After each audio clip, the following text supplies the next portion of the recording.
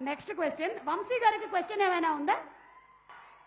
వంశీ గారికి ఓకే, వంశీ గారు మీకు ఒక క్వశ్చన్ ఉందంట. అడగండి అమ్మా. మెల్లిగా తీసాడు ఏదో బయటికి. ఓకే,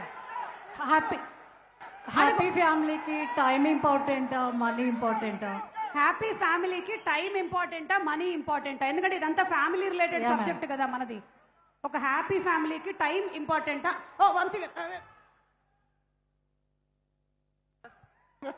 అక్కడ స్నిగ్ధ గారు చూస్తూ ఉంటారు, వాళ్ళ ఆవిడ.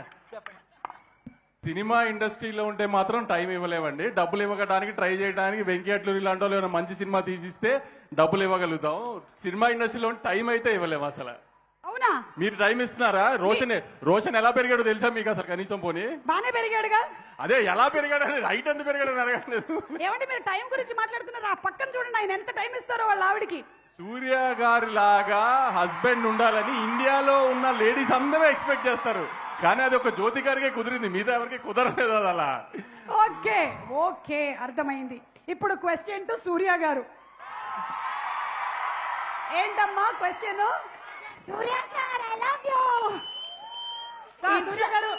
సూర్య గారు టూ లవ్స్ యూ. ఓకే చెప్పేసా. నెక్స్ట్, ఇంట్లో పీస్ఫుల్ గా ఉండాలి అంటే హస్బెండ్ ఫాలో అవ్వాల్సిన ఫస్ట్ రూల్ ఏంటి? ఇంట్లో పీస్ఫుల్ గా ఉండాలి